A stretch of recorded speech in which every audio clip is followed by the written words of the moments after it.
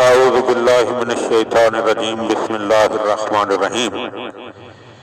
Live نہج البلاغہ channel کے ذیلی عنوان جزیرہ خضرا میں ملاقات امام زمان علیہ السلام کہ وہ خوش نصیب لوگ کہ جن کو اپنے زمانے میں اپنے زمانے کے امام کی زیارت کا شرف نصیب ہوا، ان کا ذکر جو ہے وہ مسلسل کیا جا رہا ہے۔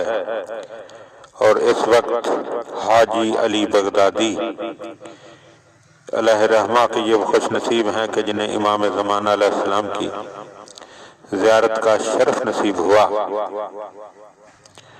ان کا واقعہ آپ صاحبان کی خدمت میں بیان کیا جا رہا ہے۔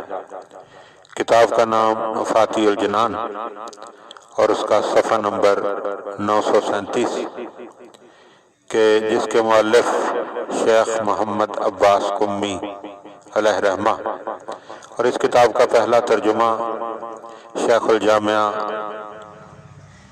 اختر عباس نجفی علیہ رحمہ نے فرمایا، اور اس کا دوسری بار ترجمہ جو ہے وہ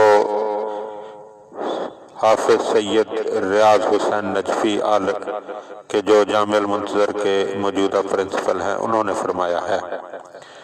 تو حاجی علی بغدادی بیان کرتے ہیں کہ امامان کاظمین کے روضہ اقدس پر پائنتی کی جانب مشرق کی سمت آ کر کھڑے ہوئے اور فرمایا کہ آپ جد بزرگوار امام حسین علیہ السلام کی زیارت کرنا چاہتے ہیں۔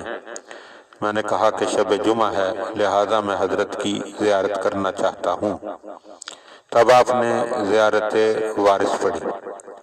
تو مومنین کرام اس سے یہ ثابت ہو رہا ہے کہ زیارت وارث بھی امام زمانہ علیہ السلام کی زبان اقدس سے جاری ہونے والی زیارت ہے اور انتہائی مستند ہے، اور اگر اسے دور سے بھی پڑھا جائے تو اس کا وہی ثواب ہے جو امام حسین علیہ السلام کے روضہ اقدس کی زیارت کا ثواب ہے۔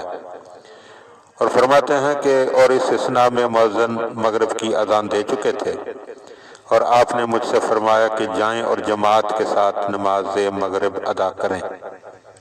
ایک ایک جملے پر غور کیجئے۔ امام چاہتے ہیں کہ ہمارا ہر مومن نماز جماعت کے ساتھ پڑھے، اور اس وقت اس مسجد میں آئے جو روضہ مبارک کے سرحانے کی طرف ہے، وہاں جماعت ہو رہی تھی، اور انہوں نے امام کے دائیں پہلو کھڑے ہو کر فرادہ نماز پڑھی۔ میں پہلی صف میں جماعت کے ساتھ شامل ہو گیا۔ جب میں نماز سے فارغ ہوا تو ان کو وہاں نہیں دیکھا۔ میں مسجد سے نکلا اور حرم مبارک میں انہیں ڈھونڈنے لگا، لیکن انہیں نہ پایا، جبکہ میرا خیال تھا کہ ان سے مل کر انہیں کچھ رقم دوں اور رات کو انہیں اپنے پاس ٹھہراؤں، تاکہ اس وقت میری آنکھوں سے غفلت کا پردہ ہٹا اور میں ان بزرگوار کے سبھی معجزوں کی طرف توجہ کرنے لگا کہ کیسے میں ان کی اطاعت کرتے ہوئے اپنا کام چھوڑ کر بغداد سے واپس آیا، اور ان کا مجھے نام لے کر پکارنا، اپنے دوست داروں کی شہادت دینا، اس نہر اور دریا پر بے موسم کے میووں کا دیکھا جانا وغیرہ کہ جن کے بارے میں مجھے یقین ہو گیا کہ وہ میرے امام مہدی علیہ السلام تھے۔ پھر اذن دخول میں امام حسن عسکری علیہ السلام کے بعد ان کا مجھ سے پوچھنا کہ اپنے زمانے کے امام کو جانتے ہو، اور یہ فرمانا کہ ان کو سلام کرو، اور میرے سلام کرنے کے بعد ان کا مسکرانا اور جواب میں وعلیک السلام کہنا وغیرہ تمام علامات میرے امام صاحب الزمان ہی کی تھی۔ میں جوتے رکھنے کی جگہ پر آیا اور ان لوگوں سے پوچھا تو انہوں نے بتایا کہ وہ باہر چلے گئے ہیں، اور پوچھا کہ آیا وہ بزرگوار سید آپ کے ہمراہی تھے؟ میں نے عرض کی کہ ہاں۔ اس کے بعد میں نے شب اپنے سابق میزبان کے ہاں آ کر گزاری۔ صبح ہوئی تو میں شیخ محمد حسن قبلہ کی خدمت کو पहुंचा। कल जो वाक़यात गुजरे थे वो इनके गोश गुजार किए तो उन्होंने अपने मुंह पर हाथ रखकर मुझे इस किस्सा और इस राज को जाहिर करने से मना फरमाया और कहा कि खुदा आपको तौफीक दे। चुनाचे इस वाक़या के 1 माह बाद तक मैंने इस वाक़या से किसी को मुत्तले नहीं किया था, लेकिन एक रोज़ जबकि मैं हरम काज़मैन में दोबारा गया तो वहाँ एक सैयद बुजुर्गवार को देखा और उन्होंने मुझसे दरियाफ्त फरमाया कि फलां दिन क्या वाक़या हुआ था। मैंने अर्ज़ की कि मैंने तो इस रोज़ कोई चीज़ नहीं देखी थी।